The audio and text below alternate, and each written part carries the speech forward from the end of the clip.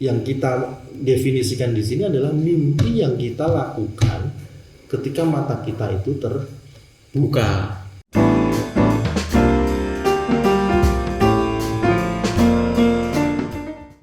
Halo Just People, bagaimana kabar bisnismu hari ini? Sudah ngeslot atau PHP terus? Atau malah sudah registrasi tapi belum ngapa-ngapain?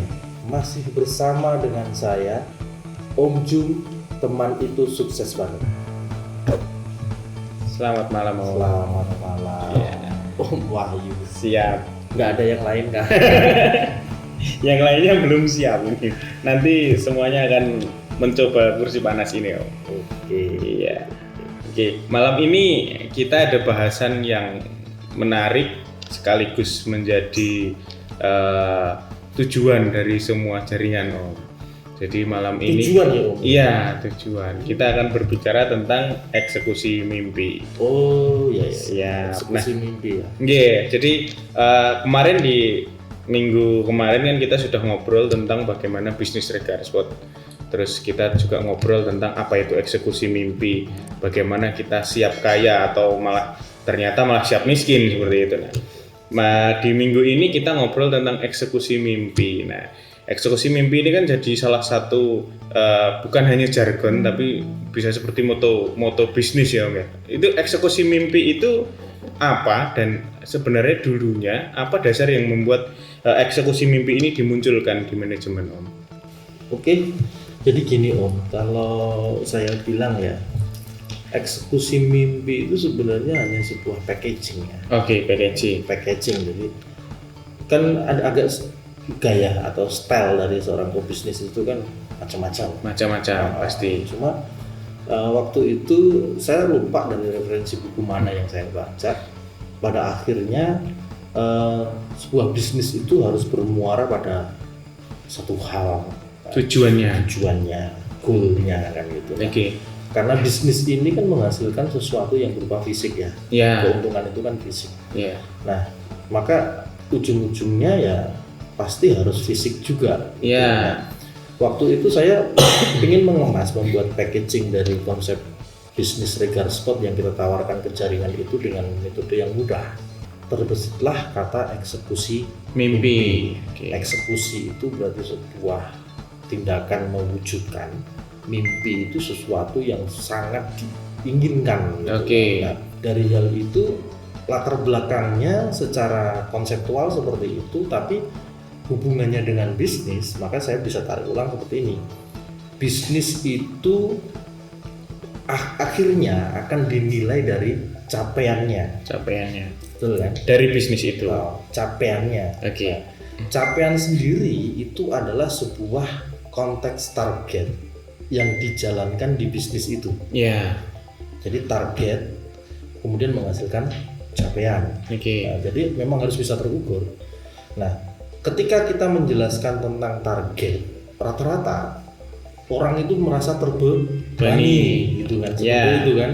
Tapi kalau kemudian kita mengatakan bahwa target ini bisa bukan dimanipulasi, tapi lebih ke bagaimana mengakomodir sebuah keinginan untuk mewujudkan sebuah keinginan, maka nyambungnya dengan eksekusi mimpi tadi, jangan takut dalam bisnismu itu memang harus ada target.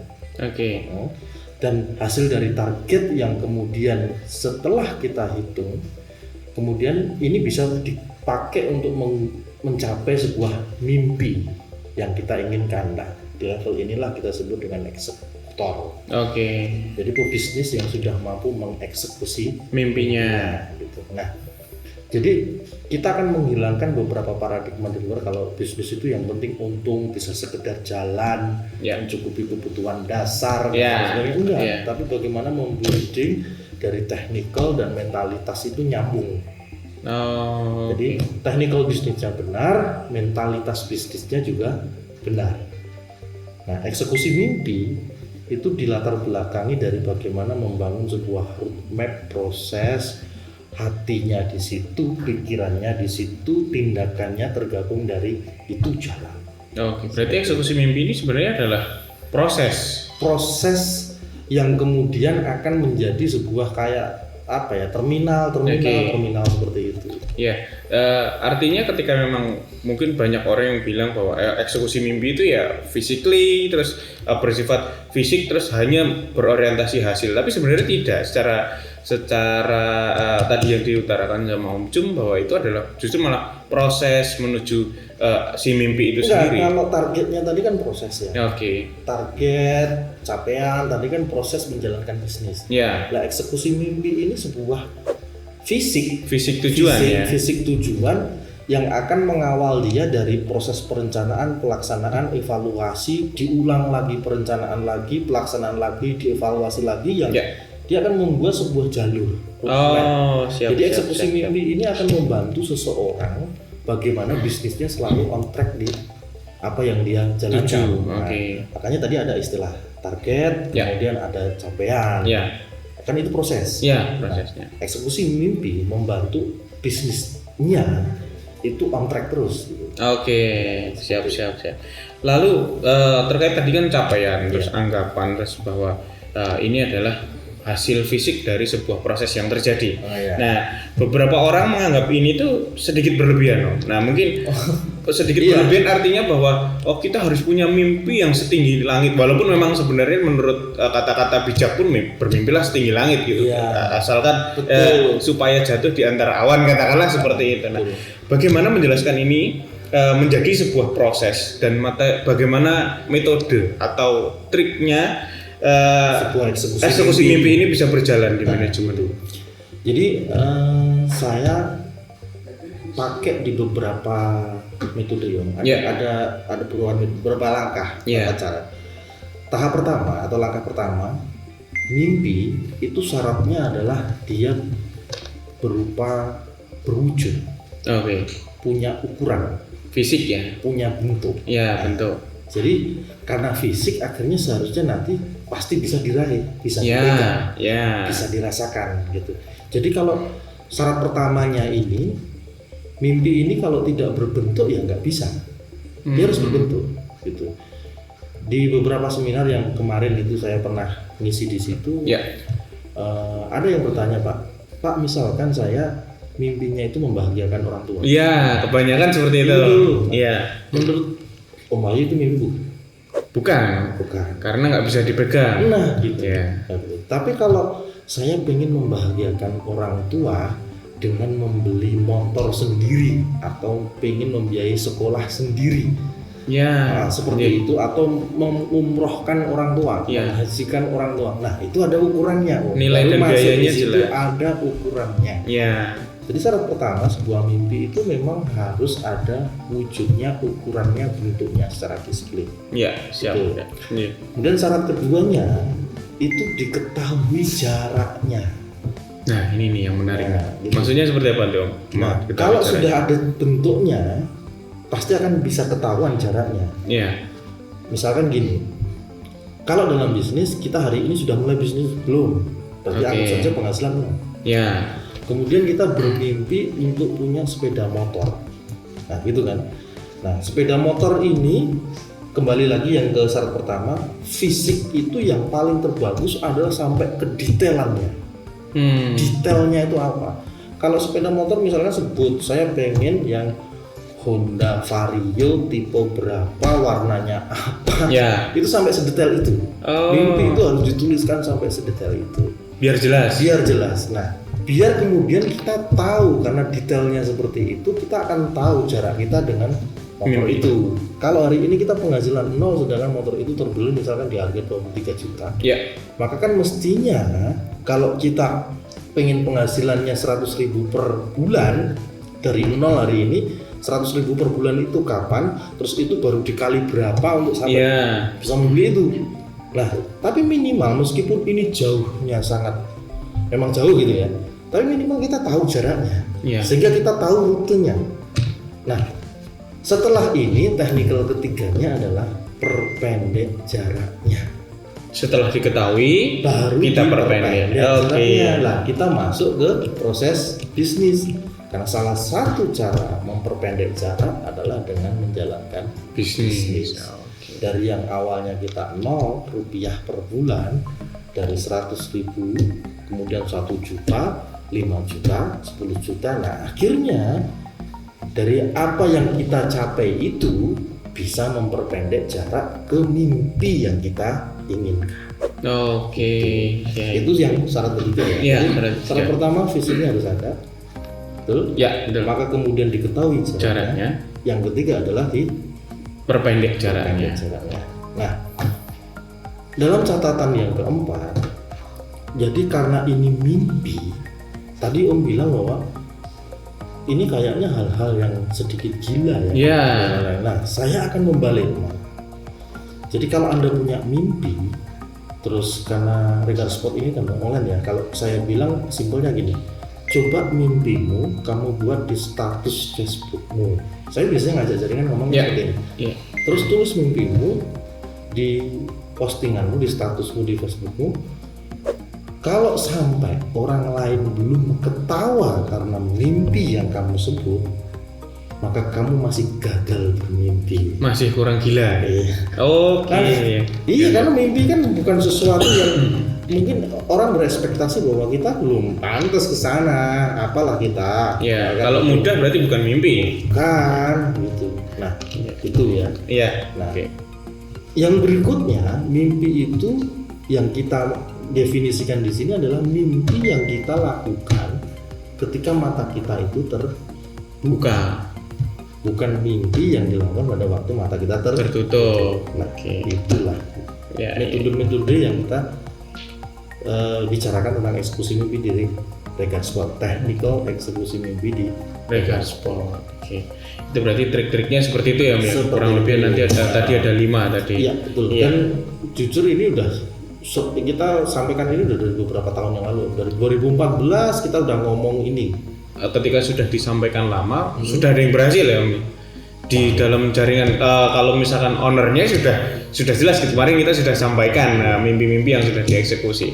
Terus di jaringan ini kira-kira yang sudah sampai saat ini sudah mengeksekusi mimpi itu sebagai contoh aja Om, misalkan di agen dan reseller atau misalkan di manajemen juga berlaku demikian Om. Biasanya saya sampaikan di beberapa tingkatan ya. Iya. Jadi kalau Anda bermimpi itu ada beberapa basis tingkatan yang biasanya saya share sebagai alat bantu. Iya. Jadi mimpilah kamu dengan fisik dengan nominal di angka 10 sampai 30 juta.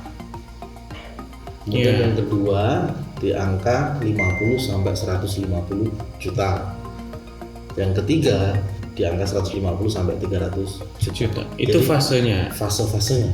Oke. Anda tahu maksudnya kan? Ya. Jadi kalau yang di kisaran 10 sampai di 30 juta kan rata-rata itu motor. Betul kan? 50 sampai ke 150 rata-rata ya properti dalam bentuk tanah.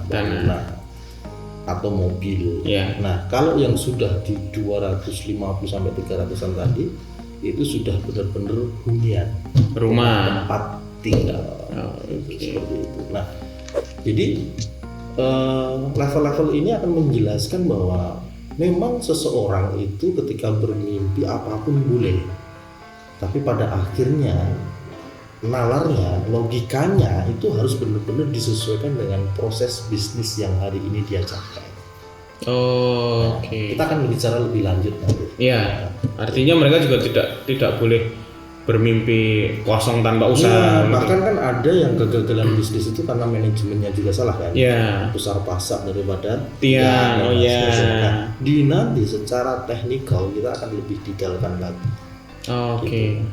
Jadi bukan hanya mimpi terus nanti kita pasti kan, tapi kita juga harus mengukur diri kita ya berarti. Siap, betul. Iya.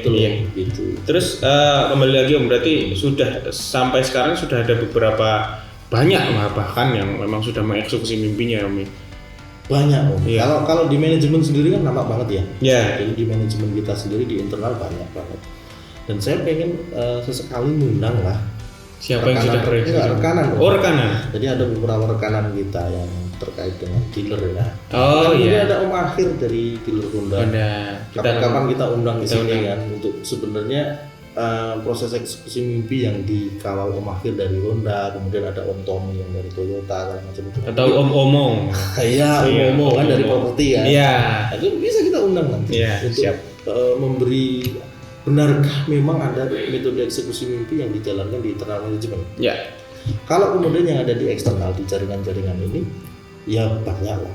Sampelnya kayak ya, Om Dadi, Om Bulan, Om Fuad. Ya itulah banyak memang. Banyak. Ya. Oke.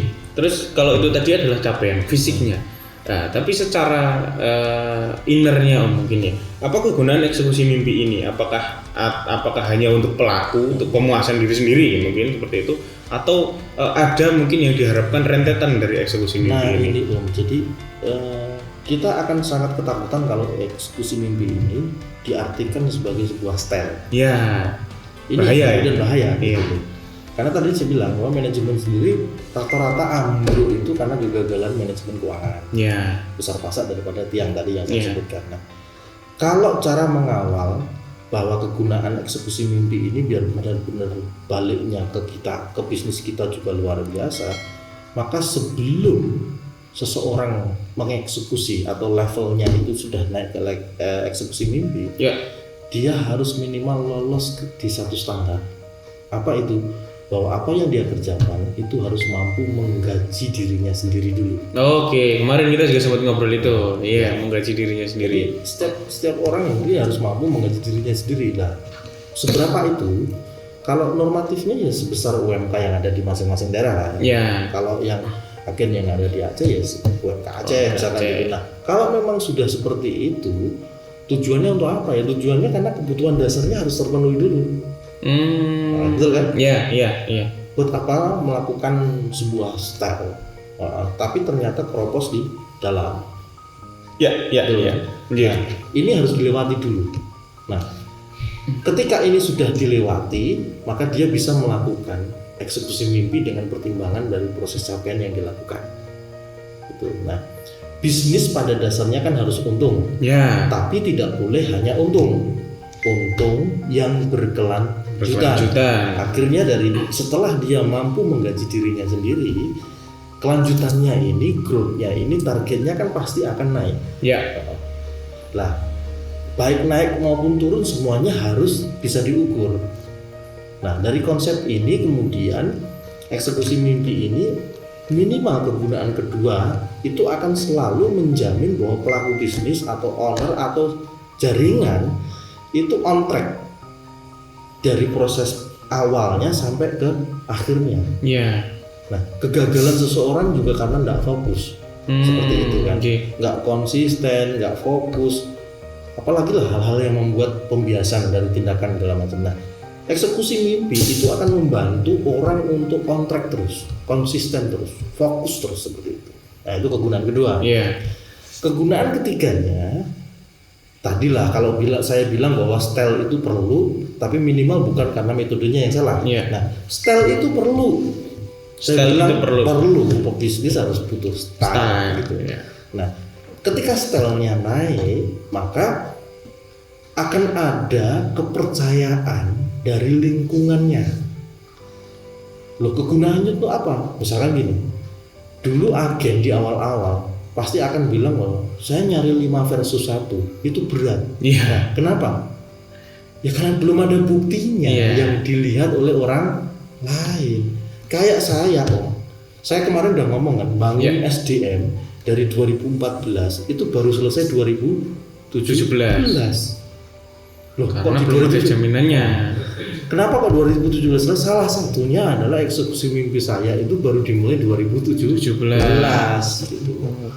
Jadi ketika ada fisik yang kemudian kita eksekusi, ada mimpi yang kita inginkan kemudian kita publikkan dan ternyata itu benar-benar real, baru kemudian bisnis ini mulai dapat sesuatu yang dilihat dari lingkungan orang lain. Lah, manakala kita melakukan open recruitment, kita ingin menambah karyawan, ini sudah menjadi trend center dan sudah punya kepercayaan. Nah, itu loh intinya.